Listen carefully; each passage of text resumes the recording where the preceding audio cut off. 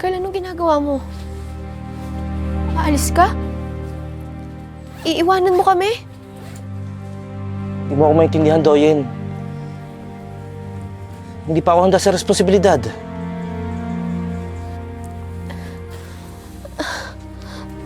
Ano sinasabi mo? Masaya tayo nung binuo natin to, di ba? Kyle, hindi ko kaya mawala ka.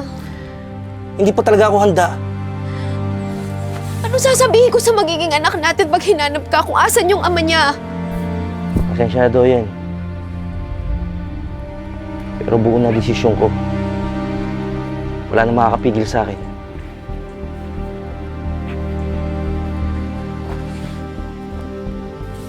Carl! Carl!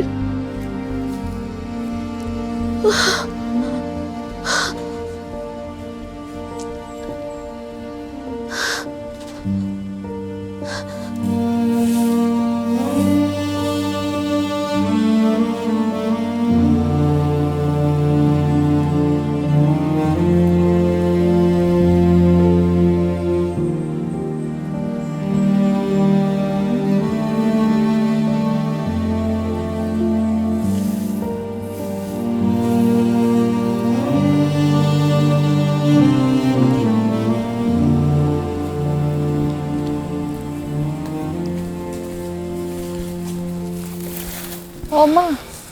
Parang ang lalim naman ng iniisip mo. Anak, iniisip ko kasi kung saan ako makakakuha ng panmatrikula mo eh. Baka mag-overtime pala ako bukas. Ma, baka namang pwedeng hindi ka na mag-overtime. Ako nang bahala sa enrollment ko. Huwag ka na masyadong mag-isip. Anak, hindi pwedeng ganun. Hindi po pwedeng saluin mo yung mga pagkukulang ko dito sa bahay. Hindi ako papayag. Minsan iniisip ko, anong klaseng lalaki kaya yung kayang iwan yung buntis niyang asawa? Ni minsan kaya isang gabi naisip niya kaya tayo? Naisip niya kaya kung buhay pa tayo? Anak, may ganun talagang mga tao. Walang konsensya. Pero, kahit ganun pa man ang ginawa ng ama mo, ayoko magtanim ng galit ka sa kanya. Ayoko magalit ka sa kanya. Gusto ko, pag dumating yung oras na maalala niyang bumalik dito, gusto ko kilalanin mo pa rin siya. Pinalaki kitang mabuting anak, mabuting tao. Diba? Habang buhay ako magpapasalamat na ikaw ang nanay ko.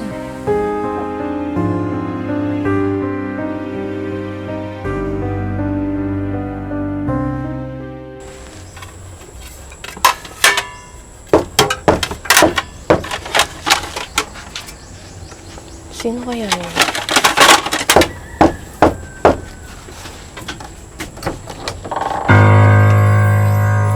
Kyle? Doyen. Alam kong huli na pero araw-araw akong inuusig ng konsensya ko eh. Sana bigyan niyo pa akong pagkakataon ng anak natin. Pagkatapos ng mahabang panahon? Ganun-ganun na lang ba yun, Carl? Ma! Sino siya? Ako ang papa mo. Ako yung nang iwan sa inyong mag-ina. Hindi ka na namin kailangan, Carl. Pagkatapos ng ginawa mo, babalik ka na parang walang nangyari? Pa? Hindi ko alam kung matutuwa ako o magagalit. Pero sana wag mong sisihin si Mama kung galit siya sa'yo. Pero syempre, gusto ko din naman maranasan na magkaroon ng isang ama. Dayan? Anong pinagsasabi mo? Ma, baka naman pwede natin bigyan si Papa ng isa pang pagkakataon.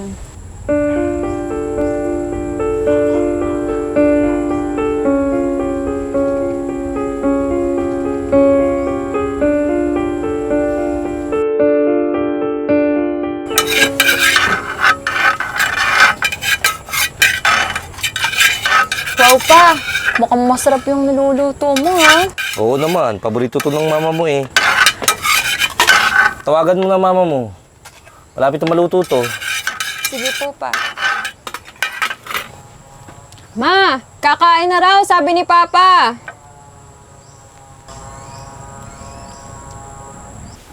Saglit lang, anak. Kinukuha ko lang yung mga sinampay ko. Uulan na kasi.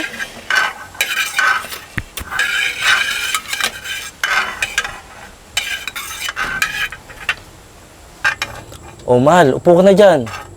Niluluto ko tong paborito mo. Kapag ito ang ulam natin, tandaan mo pa, magana kang kumain.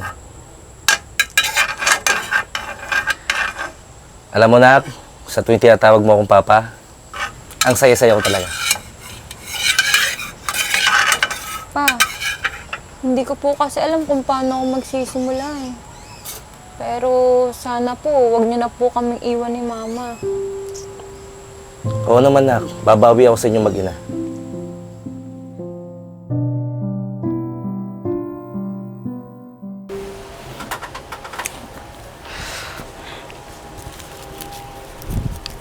Pa,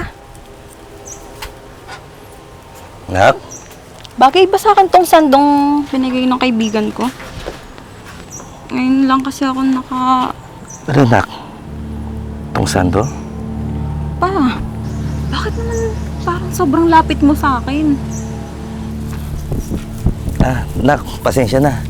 Di ko kasi akalain na ang bilis ng panahon. Tapos ilalaki ng ganyan kagandang anak ko. At sexy, syempre. Pa, hindi po kasi ako komportable. Pwede po bang lumayo kayo sa akin?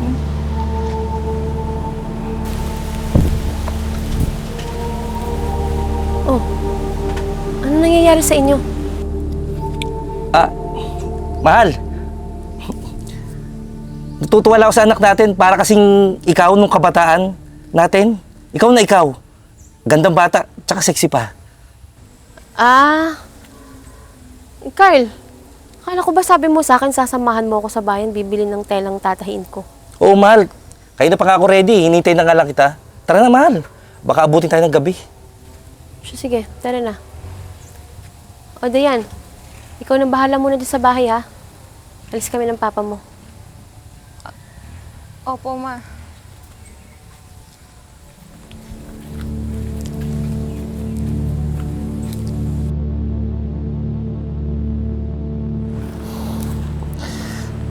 Hindi to tama. Ama ka niya. Pero bakit ganun? Pag may tumitingin sa kanya mga lalaki, parang ako ang inaagawan. Mali.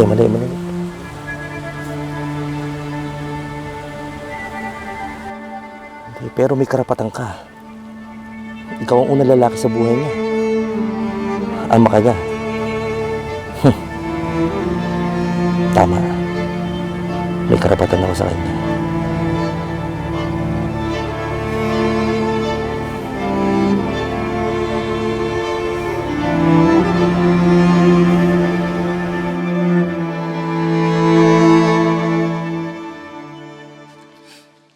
Dayan, may mali.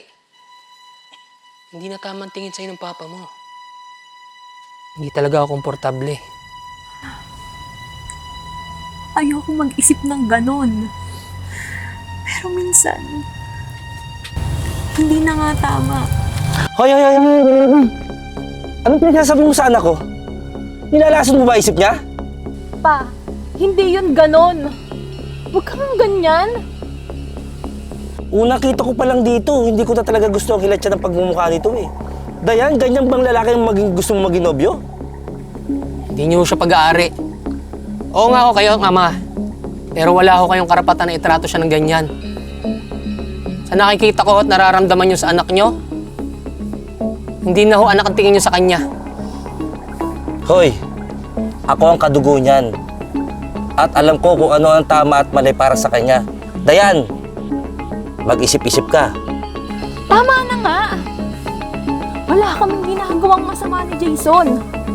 Bago ka dumating sa buhay namin ni Mama, Nobyo ko na siya! Kitang-kita ko ng mali sa lalaking yan. Kaya Dayan, pumasok ka sa loob. Ikaw, huwag kang babalik dito, ha? Kamatayan na ho tayo. Pero hindi ako papayag na ilaw yung sa akin si Dayan. Ah, sa puntong yan, huwag mo nga hamunin dyan. Baka pagsisihan mo. Dayan, pumasok ka. Pumasok ka! Umalis ka dito! Pumasok ka. Dayan! Balik. Sabi ko, umalis ka na dito. Alis!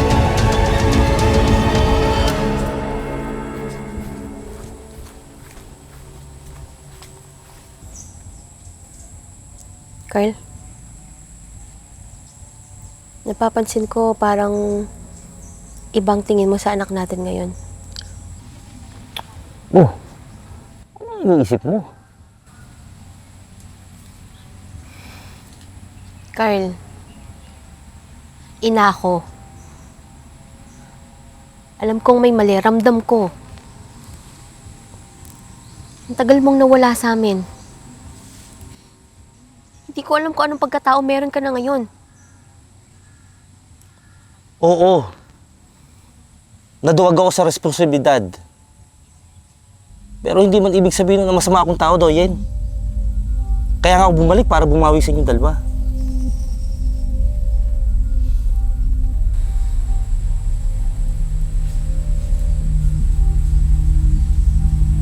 Pasensya ka na. Nanibago lang siguro ako na may amang nagmamahal kay Dayan.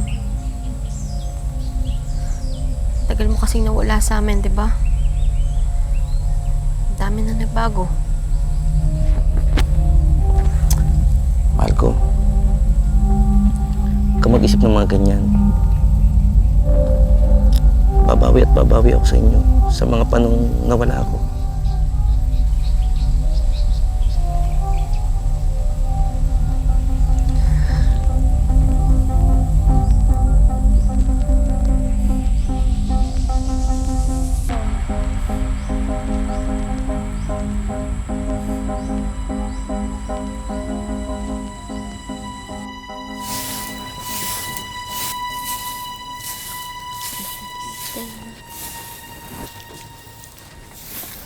Oh, Dayan. Carl, punta muna ako sa bayan, ha? Kukuhanin ko lang yung mga tela para sa pananahi ko. Akala ko ba masama yung pakiramdam mo? Ba't ka nagwawalis? Magpahinga ka na dun. Sige po, ma. Tandaan mo, hindi ka po pwede magkasakit. Malapit na yung finals nyo. Mahal, gusto mo sumama kita? Hindi na. Alagaan mo na lang to si Dayan. Pagluto mo ng sabaw at masama yung pakiramdam. Sige, mahal.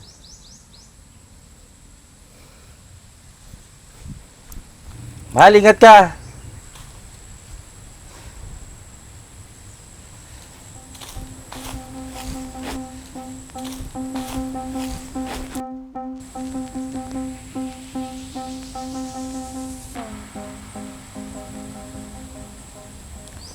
Sige pa. Pasok muna ako. Papahinga ako, nahilo kasi ako eh. O, Nak, gusto mo pagluto kita? Sige po pa.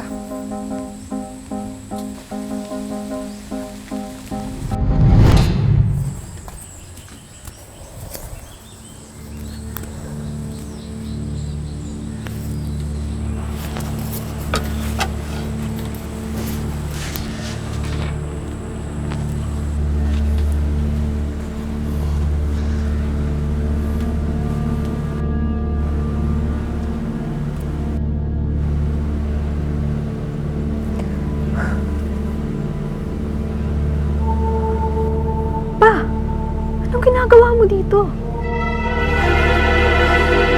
Taas kasi nalagnat mo.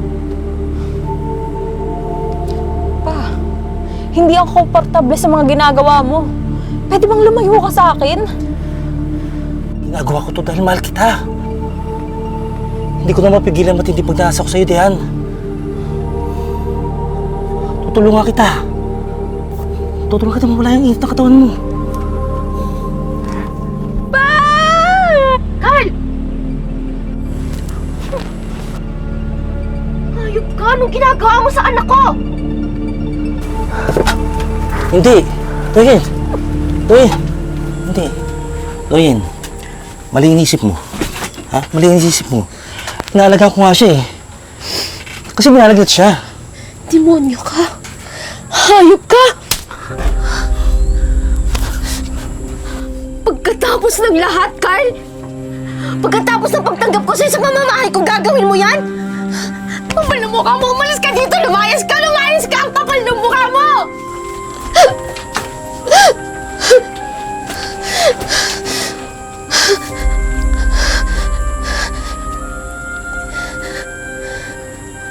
Dayan! Dayan! Dayan, anak. Pasensya ka na. Hindi ko alam na ganun palang ginagawa ng ama mo sa'yo. Sana hindi na lang siya pumalik sa pamilya natin.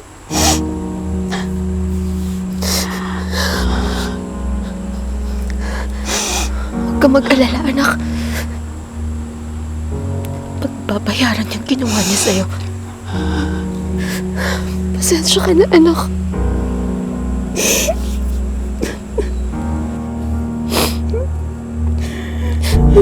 Pagbabayaran yung ginawa niya sa'yo.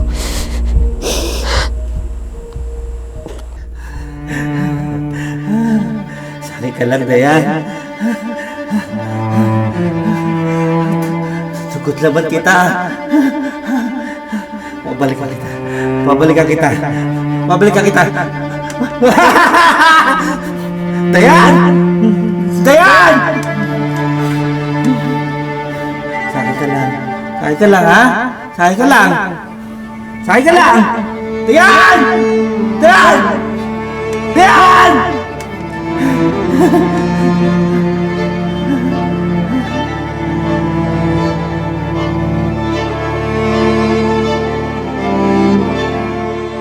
Inalagaan ko nga siya eh. Kasi dinalagat siya. Demonyo ka? Hayop ka?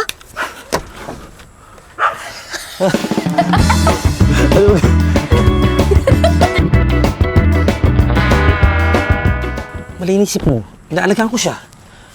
Dinalagat siya eh. Hindi mo... Sabi ka, oo! Inuuto ka, di ba? Hindi, mali, sabi mo, oo!